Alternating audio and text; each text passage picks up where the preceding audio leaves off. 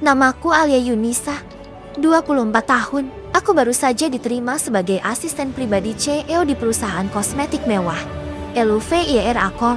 Hari pertamaku datang dengan campuran rasa gugup dan semangat. Siapa yang tidak gugup? Pekerjaanku langsung berada di samping pria yang dijuluki CEO termuda dan terganteng di Asia Selatan, Lennart Aka Mahendra. Dari kejauhan, dia tampak seperti potret sempurna dari majalah bisnis. Tinggi, berwibawa, wajahnya tajam dengan senyum tipis yang jarang terlihat. Tapi yang mengejutkanku bukan itu, melainkan tatapan pertamanya padaku. Seolah dia mengenalku, padahal aku yakin kami belum pernah bertemu sebelumnya. Aku diberi ruangan kecil di luar kantornya, hanya dibatasi kaca. Setiap aku mengangkat kepala dari meja, aku bisa melihatnya, dan dia pun bisa melihatku. Panggil saya Lian, katanya saat perkenalan pertama. Suaranya dalam, tenang, tapi entah kenapa membuat jantungku berdebar. Saya tidak suka basa-basi, tapi saya suka orang yang jujur dan bekerja cepat. Aku mengangguk sopan. Baik, Pak Lian. Hari-hari berlalu dengan tugas-tugas yang menantang. Kadang aku harus menemani rapat hingga malam. Kadang harus ikut keluar kota mendadak. Tapi anehnya, semakin hari, aku mulai merasa nyaman bekerja dengannya. Bukan karena gajinya, tapi karena dia mulai menunjukkan sisi yang berbeda. Dia mulai menyapaku di pagi hari, menawarkan teh saat larut malam kerja, bahkan memanggilku dengan nama. Sampai suatu hari, saat kami sedang berada di lift yang hanya kami berdua, dia tiba-tiba berkata pelan, "Kalau bukan kamu yang jadi asistenku, mungkin aku sudah menyerah dengan semuanya." Aku tersenyum kecil, menatap lantai lift yang mengkilap. Aku tidak tahu maksudnya, tapi aku merasa ada sesuatu yang belum dia katakan. Dan di saat itu, aku masih berpikir bahwa semuanya akan berjalan baik-baik saja. Aku hanya ingin bekerja dan menikmati kesibukan tanpa drama. Aku tidak tahu bahwa sebentar lagi hidupku akan berubah. Perubahan itu datang dalam bentuk seorang wanita cantik dengan gaun mahal, lipstik merah marun, dan hak tinggi yang berbunyi tajam di lantai marmer kantor.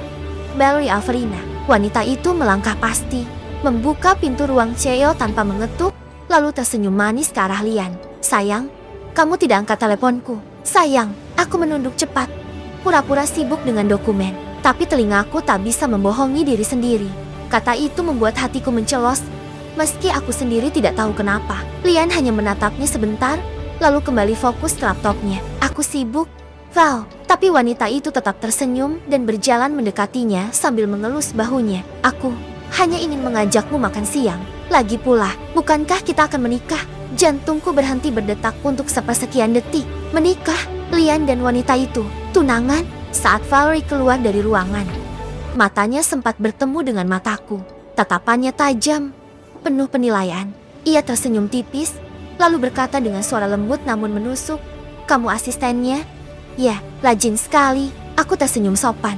"Terima kasih, Kak." Tapi hatiku bergetar, bukan karena takut, tapi karena mulai merasa ada yang tidak biasa. Malam itu, Lian memanggilku ke ruangannya untuk membahas presentasi.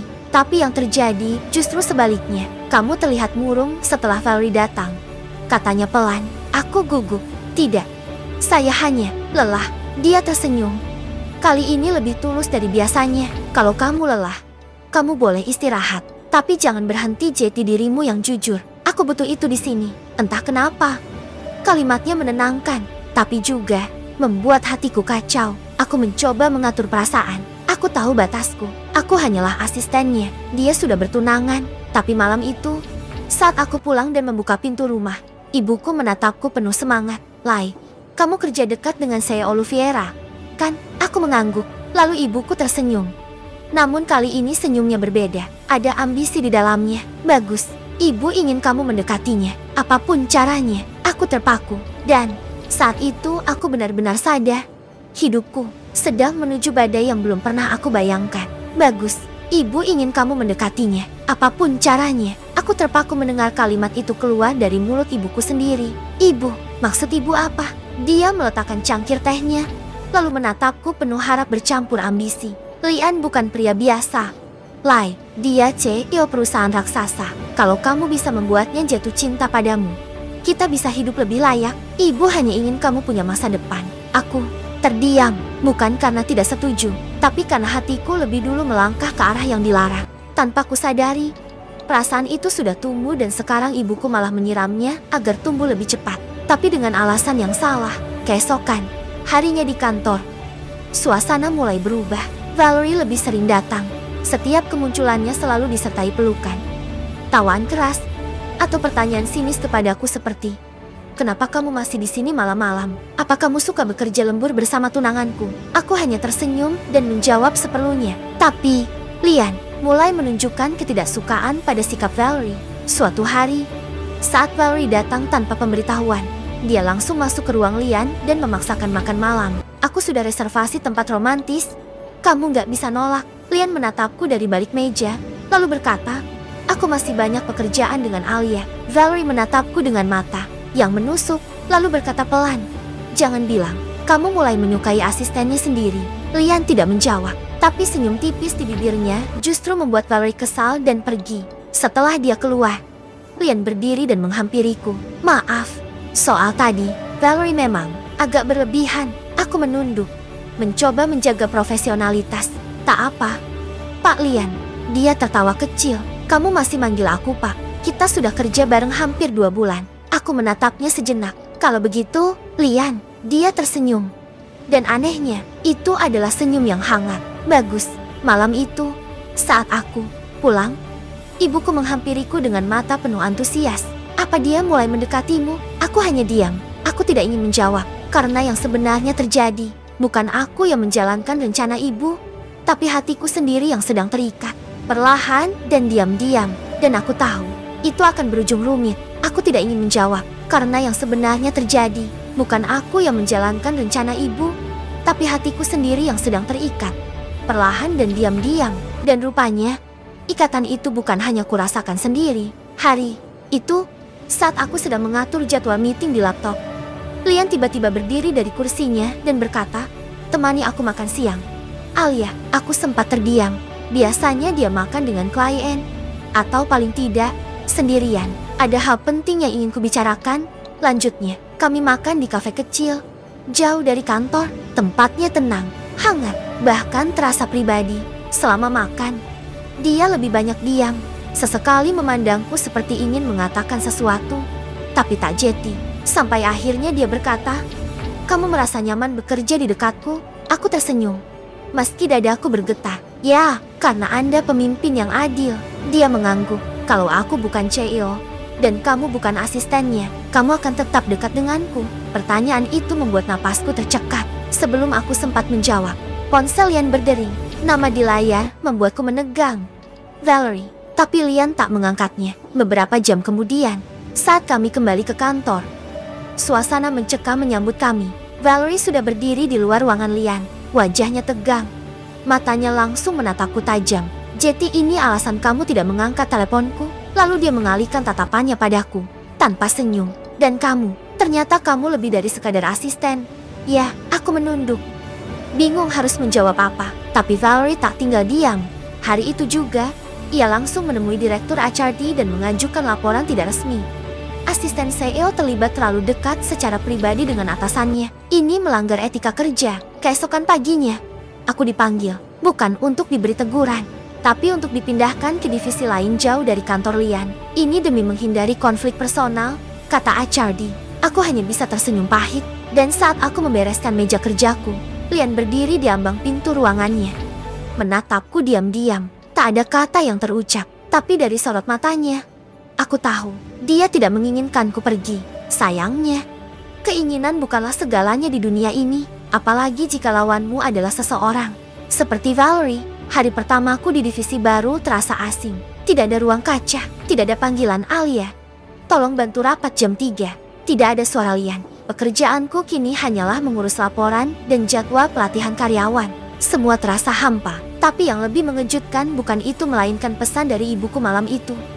"Kamu dipindahkan, kamu bodoh.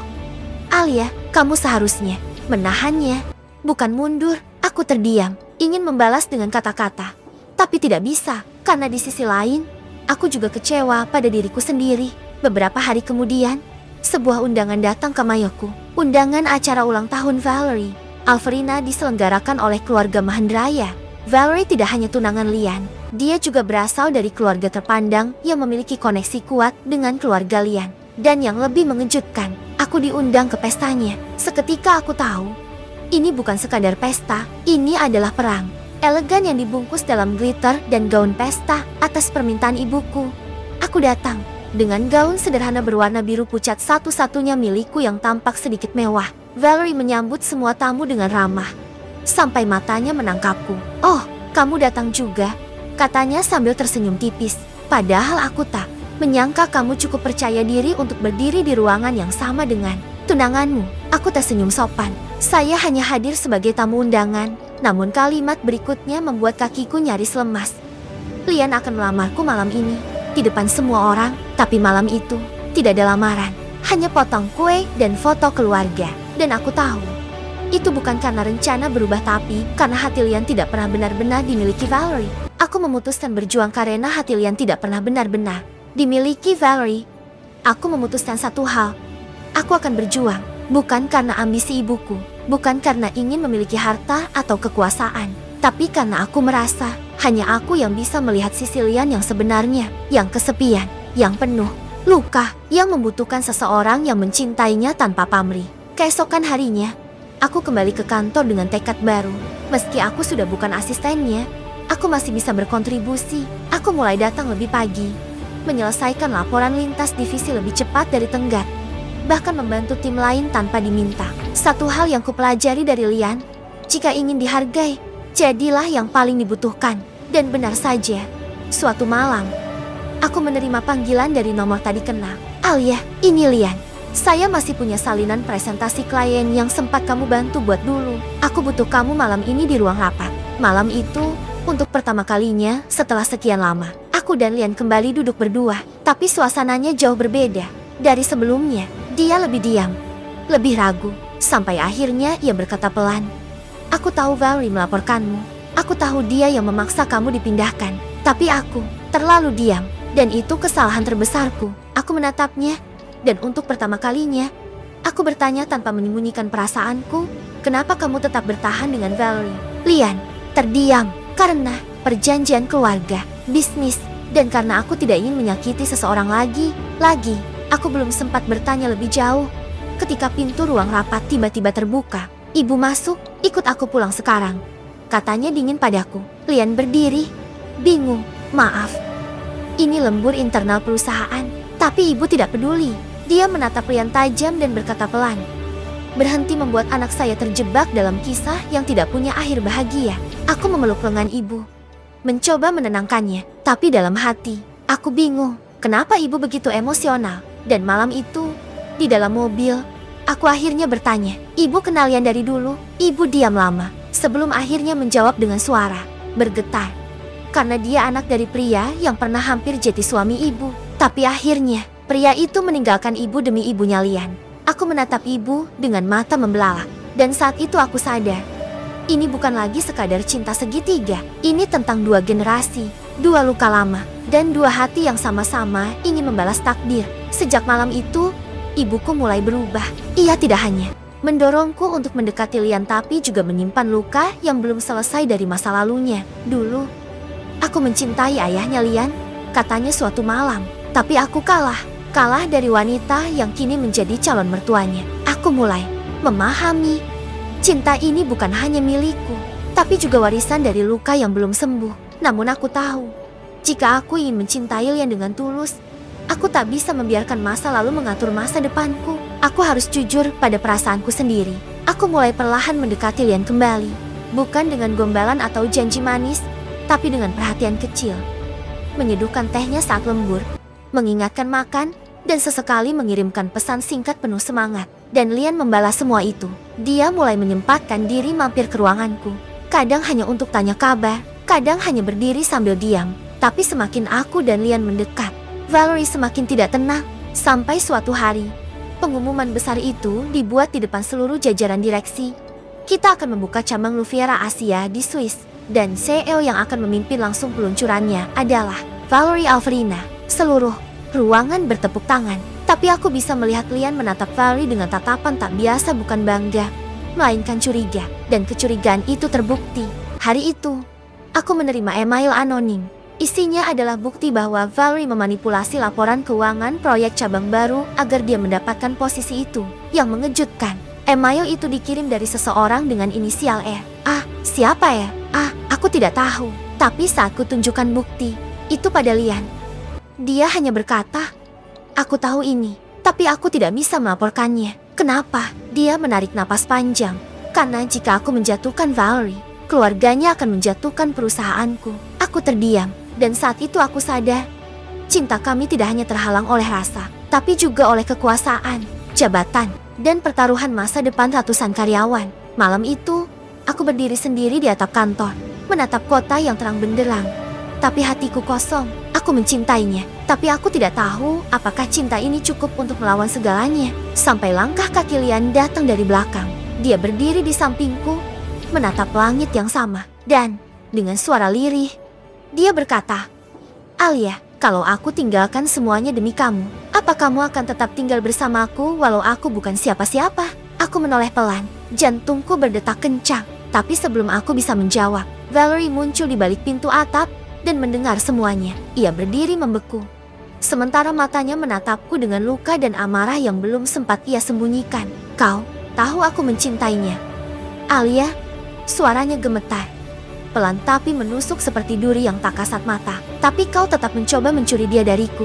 Aku membuka mulut, ingin menjelaskan bahwa ini bukan tentang mencuri tapi tentang perasaan yang tak bisa dipaksa. Tapi Valerie tidak memberiku kesempatan. Dengan langkah cepat, ia mendekati Lian. "Dan kamu," katanya tegas, "kamu pikir cinta saja cukup untuk menggulingkan semua yang sudah aku perjuangkan?" Lian hanya menunduk, tak ada jawaban, tak ada pembelaan. Malam itu berakhir dalam diam. Tapi besok paginya, badai datang lebih cepat dari dugaan. Pagi itu, seluruh kantor dihebohkan oleh berita yang muncul di media online. Asisten CEO dituding hancurkan pertunangan dan bocorkan rahasia perusahaan. Ada foto kami di atap gedung. Ada potongan email yang entah bagaimana bocor. Dan yang paling menyakitkan, ada kutipan dari seseorang yang mengaku sebagai saksi, mengatakan aku sengaja memanfaatkan kelemahan Valerie untuk merebut posisi dan hati Lian. Aku dibekukan dari semua akses sistem kantor, dipanggil oleh Dewan Pengawas, dan dihadapkan pada pilihan: mengundurkan diri secara diam-diam, atau menghadapi sidang internal yang bisa mempermalukan seluruh keluargaku. Dan di saat aku terjatuh, ibuku datang, bukan untuk membelaku, tapi justru menyarankan hal yang sama seperti Dewan. "Kamu sudah kalah, Alia," katanya dingin. "Cinta itu bukan untuk orang lemah, dan kamu terlalu banyak menggunakan hati." Aku menangis malam itu, tapi bukan karena takut dipecat. Aku menangis karena dunia yang kuanggap rumah kini menolakku, dan orang-orang yang kucinta berdiri terlalu jauh untuk bisa kusentuh. Tapi saat aku menutup koperku, siap meninggalkan kantor Luviera, suara itu menghentikanku. "Alia, jangan pergi." Lian berdiri di ambang pintu dengan wajah lelah dan mata yang penuh keputusan. "Aku sudah tahu siapa yang menyebarkan semuanya," katanya. "Dan jika kamu pergi hari ini, maka kamu sedang menghukum dirimu atas kesalahan yang tidak kamu buat." Aku memandangnya, tubuhku lemas, tapi hatiku masih berdetak untuknya. "Apa kamu akan memilihku, meskipun berarti kamu kehilangan semua ini?" tanyaku pelan. Dia tak menjawab dengan kata, tapi dia membuka tangannya dan menatapku seperti seseorang yang akhirnya berhenti bersembunyi. Namun sebelum aku bisa melangkah ke arahnya, sebuah notifikasi muncul di ponselku dari Valeria Isi. "Kalau kamu tetap bersamanya, aku akan buka aib ibumu tentang masa lalu dia dengan ayah Lian, dan semuanya akan hancur." Tanganku gemetar. Aku menatap Lian, menatap koperku, dan menatap langit-langit kantor tempat semuanya bermula. Aku tahu, ini bukan lagi tentang memilih cinta, tapi tentang siapa yang rela kehilangan segalanya demi melindungi orang yang mereka cinta. Ponsel di tanganku terus bergetar. Pesan Valerie masih terbuka di layar. Ancamannya menggema di benakku. "Kalau kamu tetap bersamanya, aku akan buka aib ibumu tentang masa lalu dia dengan ayah Lian, dan semuanya akan hancur." Aku menatap Lian, yang kini berdiri hanya beberapa langkah dariku. Wajahnya dipenuhi kelelahan, tapi tatapannya tetap hangat seolah ingin berkata bahwa semuanya bisa ia lindungi, asal aku tetap tinggal. Tapi bisakah dia? Bisakah dia melindungi cinta kami dan keluargaku sekaligus? Aku menarik napas panjang dan berkata, "Kita butuh bicara, tapi bukan di sini." Kami pergi ke tempat yang dulu pernah menjadi tempat pertama aku bertemu dengannya sebagai asisten magang sebuah Rooftop kecil di atas gedung tua tempat Luviera dulu berawal. Di sana, aku menceritakan semuanya tentang pesan Valerie, tentang masa lalu ibuku dan ayahnya yang dulu pernah terlibat hubungan, dan bagaimana masa lalu itu bisa menghancurkan reputasi dua keluarga sekaligus. Lian mendengarkan, diam, lalu berkata pelan, "Aku lebih baik kehilangan semua gelar dan warisan daripada kehilangan kamu." Air mataku nyaris jatuh, tapi sebelum aku bisa bicara, suara langkah kaki membuat kami menoleh. Valerie berdiri di sana, dan bukan hanya dia, ibuku juga datang. Ibuku melangkah perlahan, wajahnya pucat. "Alia, kamu tidak harus menanggung semua ini," katanya lirih. "Aku yang salah. Dulu, aku pernah mencintai ayah Lian, tapi aku disingkirkan demi ibunya yang lebih terpandang." Valerie tercekat. "Apa maksudmu?" Ibuku melanjutkan. "Kau pikir hanya keluargamu yang terluka? Cinta kami juga dikorbankan. Tapi aku memilih diam demi kamu, demi masa depanmu." Semua terdiam, bahkan angin pun seolah enggan berbisik. Valerie perlahan duduk, tubuhnya seperti kehilangan tenaga, sementara Lian melangkah ke arah ibuku, menatapnya. Lekat, "Kenapa ini semua baru terungkap sekarang?" Ibuku hanya menggeleng. "Karena aku pikir masa lalu tak seharusnya menghancurkan masa depan kalian." Aku berdiri di antara mereka semua, tubuhku gemetar. Tapi suaraku mantap. Aku tak ingin jadi alasan siapapun saling menyakiti lagi. Tapi aku juga tak mau memilih cinta yang dibangun di atas luka yang belum sembuh. Lalu aku menatap Lian. "Aku akan pergi, bukan karena aku takut, tapi karena kita semua butuh waktu untuk sembuh, untuk benar-benar tahu siapa yang kita perjuangkan." Lian menggenggam tanganku sejenak, lalu melepaskannya perlahan. "Tapi aku akan tetap menunggu, dimanapun kamu pergi." Hari itu aku pergi, meninggalkan kantor, meninggalkan Lian, meninggalkan semuanya. Tapi untuk pertama kalinya, aku merasa bebas. Bukan karena lari dari masalah, tapi karena memilih dengan hati yang jujur. Aku meninggalkan kota dengan satu koper dan hati yang penuh luka namun juga penuh harapan. Di desa kecil tempat nenekku tinggal, aku memulai hari-hari baru. Tak ada kantor megah, tak ada pesan dari Cheheo, tak ada bisikan tentang Valerie atau ibuku, hanya alam, tenang dan sejuk, menyembuhkan pelan-pelan. Hari-hari berjalan lambat tapi menenangkan. Aku mulai mengajar anak-anak membaca di balai desa. Aku belajar membuat teh herbal dari daun yang tumbuh di kebun belakang. Dan untuk pertama kalinya dalam hidupku, aku merasa cukup. Tapi di malam hari, saat semua tertidur dan suara jangkrik memenuhi ruang, aku diam-diam menulis surat, bukan untuk dikirim, tapi untuk melepaskan perasaan yang tertinggal. "Lian, jika kamu membaca ini, ketahuilah bahwa aku tidak pernah berhenti mencintaimu. Tapi mencintaimu saja belum cukup saat luka keluarga kita belum benar-benar pulih." Beberapa minggu kemudian, surat itu menghilang. Aku panik. Seseorang mengambilnya dari laci kamar kecilku. Tapi siapa? Pagi harinya, seorang anak kecil menghampiriku dengan mata berbinar. "Kak Alia, ada tamu dari kota." Hatiku berdetak lebih cepat. Dan ketika aku berbalik, aku melihat seseorang berdiri di ambang pagar bambu itu. Lian, tapi bukan hanya dia. Di belakangnya, ibuku dan Valerie. Aku hampir tak bisa bernapas. Lian melangkah lebih dulu. "Kita datang bukan untuk memaksamu kembali, tapi untuk memberitahumu bahwa kami memilih berhenti bertarung." Ibuku tersenyum. Wajahnya penuh ketulusan. "Aku sudah bicara dengan Valerie. Kita sepakat satu hal. Tidak ada yang benar-benar menang dalam perebutan hati, kecuali yang berani melepaskan ego." Valerie menatapku, dan untuk pertama kalinya, tidak ada persaingan di matanya. Hanya kelelahan dan kejujuran. Kita semua terlalu lama hidup dalam bayangan masa lalu. Mungkin sekarang waktunya membiarkan masa depan memilih sendiri jalannya. Aku terdiam. Hanya suara daun-daun bambu yang bergesek pelan. Lian menyerahkan suratku yang hilang. Aku menemukannya, dan itu cukup untuk membawaku ke sini. Mataku berkaca-kaca, entah harus bahagia, lega, atau takut.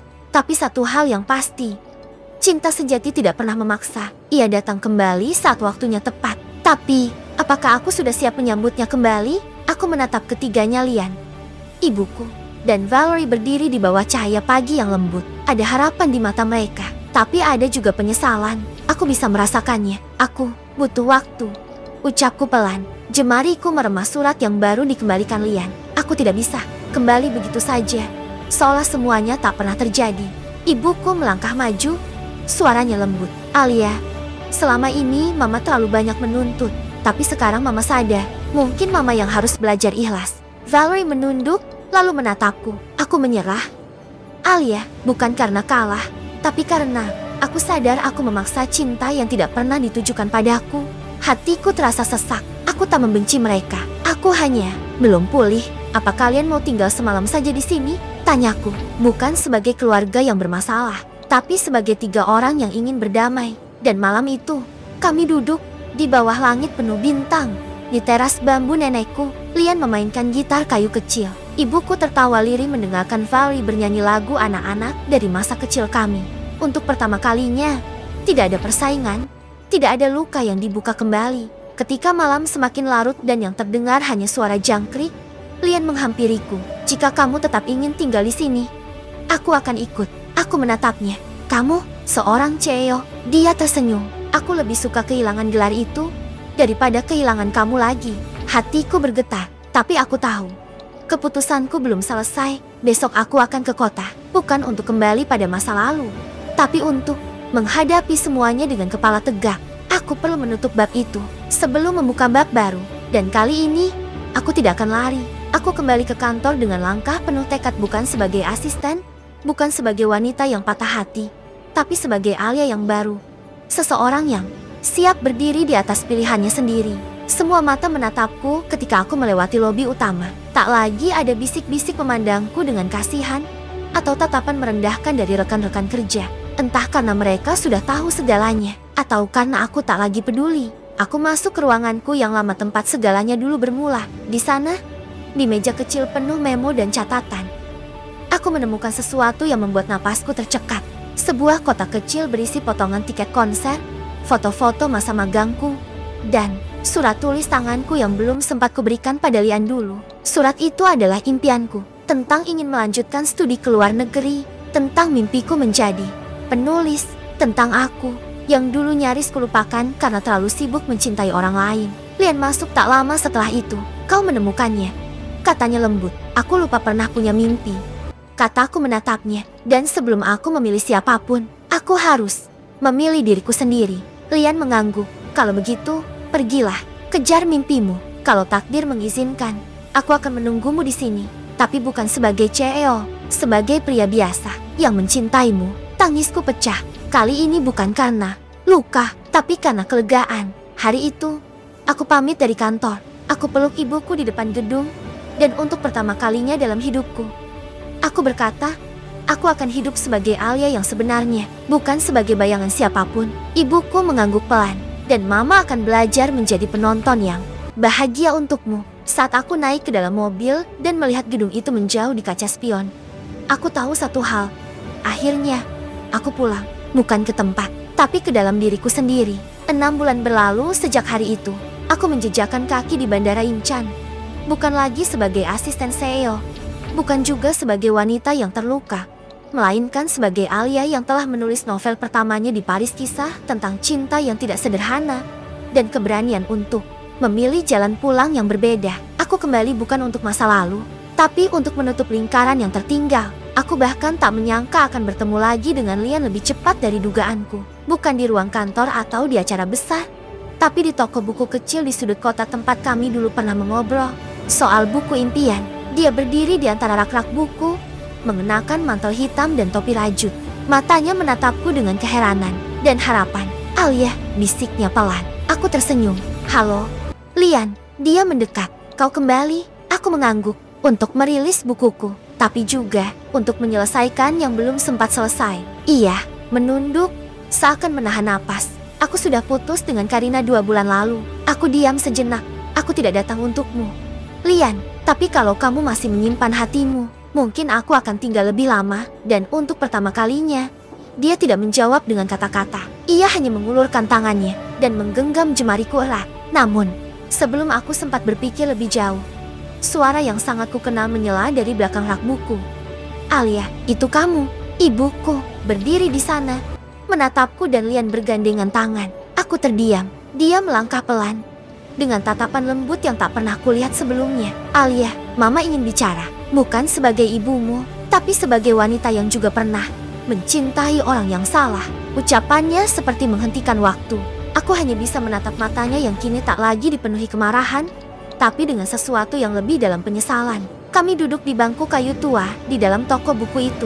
Lian memberi ruang, berjalan menjauh agar kami bisa bicara. Ada gemetar di suara ibu saat ia berkata, "Maafkan Mama. Mama terlalu lama mengira cinta harus dimiliki, bukan dimengerti." Aku menggigit bibir, menahan emosi. "Kenapa? Bu, kenapa harus Lian?" Dari semua orang, ia tertunduk. "Karena Mama takut kamu akan terluka seperti Mama dulu. Dikhianati, ditinggalkan tanpa penjelasan. Lian, dia seperti pria yang bisa membuatmu kuat. Tapi Mama keliru. Cinta tak bisa dipaksakan. Bahkan oleh seorang ibu." Aku terdiam lama. Selama ini, aku berusaha jadi asisten yang kuat, tunangan yang bisa diandalkan, dan anak yang patuh. Tapi dalam semua peranku, aku kehilangan diriku sendiri. "Bu," ibu menggenggam tanganku. "Dan sekarang, kamu sudah menemukannya lagi." Aku mengangguk. Buku ini, perjalananku, semua membuatku sadar. Aku bisa mencintai tanpa takut, dan juga bisa kehilangan tanpa hancur. Tiba-tiba, Lian kembali, membawa 2 cangkir teh hangat. Ia meletakkannya di hadapan kami. "Teh favorit kalian berdua," ucapnya pelan. Ibuku menatapnya dengan mata berkaca. "Jaga dia, Lian. Jangan ulangi kesalahan yang pernah membuat perempuan lain kehilangan dirinya demi cinta." Lian menatapku. "Aku tak akan biarkan dia kehilangan apapun lagi, termasuk dirinya." Tangisku pecah. Tapi kali ini bukan karena sakit, melainkan karena pengampunan. Di antara aroma teh dan tumpukan buku, kami bertiga, aku, ibuku, dan pria yang pernah kami perebutkan akhirnya duduk bukan sebagai musuh, tapi sebagai orang-orang yang saling memahami bahwa cinta bukan tentang siapa yang menang, tapi siapa yang berani melepaskan dan tetap memilih untuk mencintai. 3 bulan setelah hari itu, hidupku mulai menemukan ritmenya kembali. Aku masih bekerja di perusahaan yang sama sekarang sebagai Creative Lead Divisi Media, bukan lagi sebagai asisten Lian. Hari itu, aku sedang menyiapkan presentasi peluncuran buku keduaku, Perempuan yang Pernah Menjadi 3 Orang Sekaligus. Buku itu ditulis dari pengalaman pribadiku, tapi dengan tokoh fiksi. Namun mereka yang pernah membaca naskah asliku tahu, tokoh itu aku. Saat acara peluncuran, banyak yang hadir termasuk ibuku, yang kini mulai tersenyum lebih sering, dan Lian, yang berdiri paling belakang, diam-diam menyimak setiap kata dalam pidatoku. Cinta yang dewasa bukan tentang memiliki, tapi tentang keberanian untuk melihat orang yang kita cintai menjadi versi terbaik dirinya meski itu bukan bersama kita. Suara tepuk tangan mengalun, tapi di antara semuanya, hanya satu pasang mata yang kutatap. Lian. Setelah acara selesai, dia menemuiku, membawa sebuah kotak kecil yang dulu pernah ia berikan saat melamarku. Aku kembalikan ini, bukan karena aku menyerah, tapi karena aku sadar, kamu tak perlu cincin untuk menjadi bagian paling penting dalam hidupku. Aku membuka kotaknya. Isinya bukan cincin, tapi kertas kecil bertuliskan, "Alia, terima kasih sudah mencintaiku. Bahkan saat aku sendiri tidak yakin siapa yang pantas mendapatkannya." Aku tersenyum. "Terima kasih sudah membuatku sadar bahwa cinta tidak perlu sempurna. Cukup tulus." Kami berpelukan, bukan pelukan pasangan, tapi 2 sahabat yang saling menyembuhkan. Kisahku bukan kisah cinta biasa. Aku pernah jadi asistennya, pernah jadi tunangannya, dan bahkan harus bersaing dengan ibuku sendiri demi hatinya. Tapi akhirnya, aku memilih menjadi diriku sendiri. Karena, di akhir cerita, perempuan yang tahu siapa dirinya dan mencintai dirinya sendiri adalah tokoh utama paling bahagia dalam cerita manapun.